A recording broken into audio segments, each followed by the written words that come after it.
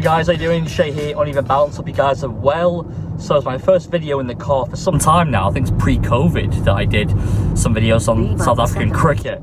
Apologies for you here sat nav, but hopefully I can talk loud enough to speak over her. Anyway, yeah, so we had on Tuesday the return of Hashim Amla, thank goodness, as Surrey played against Kent.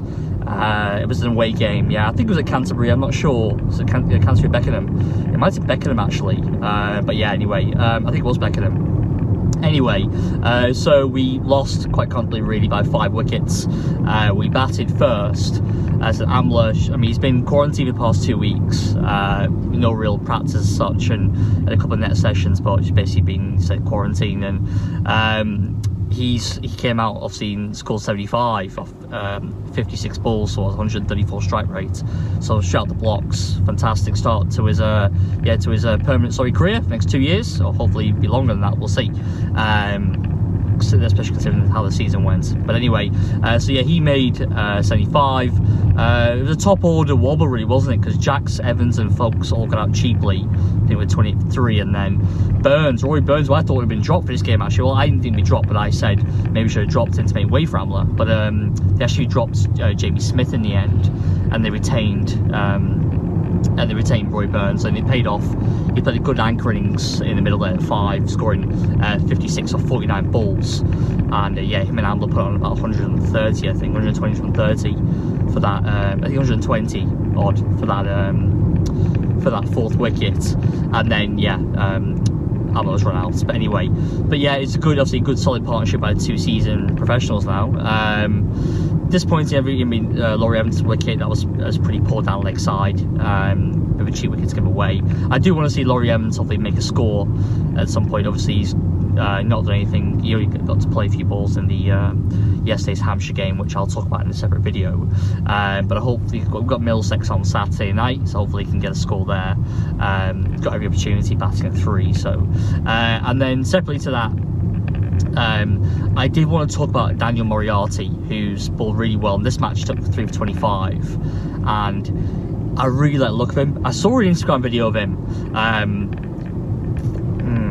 2 months ago maybe, and he's tall, obviously left arm orthodox spinner, and he bowls a beautiful flight, really good F&D, you know, and he gets good revs on the ball and a nice bit of turn, and yeah, I do like the looks of him actually. Again, I've got a thing about spin bowling, you know, spinners, because I was a spin bowler, and spinners who just put the ball there has to really bowl in the ball. I don't like spin bowlers who just put it there, and it was, I think it's more prevalent back in the 90s, but especially now, people who don't really turn the shoulder.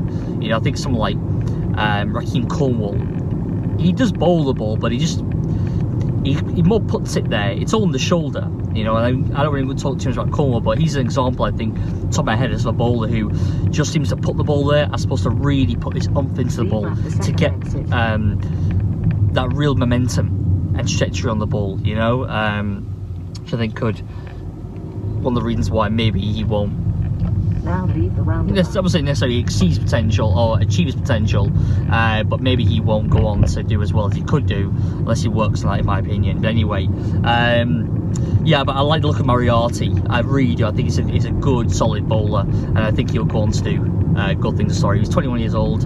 He's South African. He's listed as being born in Western Province. So I assume he's from probably Cape Town, somewhere near there. So yeah, interesting his backstory actually, Danny Moriarty, how he came here. If you guys know, please leave in the comment section. I'd appreciate it. But yeah, it was a good performance from him, and obviously Amla and Burns. Apart from that, nothing really shall tell him about.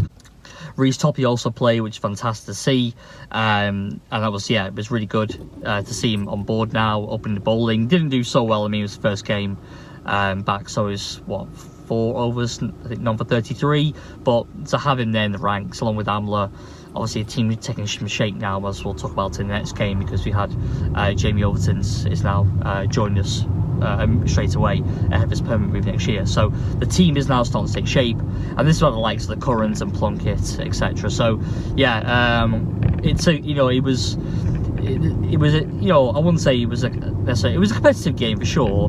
I mean, Kent scored the last over. Another South African did very well for Kent, Tyler Kuhn, 42 not out of 31 balls, coming at 3. And yeah, he took Kent over the line. And there's a few hairy moments with Moriarty taking out his wickets in the middle order. Was it Cox leaning? And I can't remember the third wicket. Oh, it was Zach Crawley, wasn't it? Yeah, he got the key wicket as Zach Crawley. Yeah, he got rid of him. But it's still, to me, Kent still seemed fairly comfortable, you know, during the game. So it was decent performance from us, but it's, you know, best than what we've seen. I mean, we're getting there. We're not too far away, are we, guys? Not too far away. We are getting there. I mean, we also had the rained-off game against Sussex. We had a bloody tie against Essex. We should have won that game. 1 run scored and lost 2 balls. Couldn't go over the line. Now I've had a loss against Kent away. And obviously then we had the win against Hampshire yesterday. But anyway, I'll get to that in a video. That's it for me, guys. Just a few thoughts on the game. Let me know your thoughts. What do you think? Were you happy? Obviously, I'm sure you were, with Amler and Topping's return to Surrey, them lining up for us. James Taylor was the guy who got the drop. Do you think he should have got dropped, or should it have been Daniel Moriarty? Let me know in the comment section, and hopefully I will speak to you soon. All right, cheers, guys.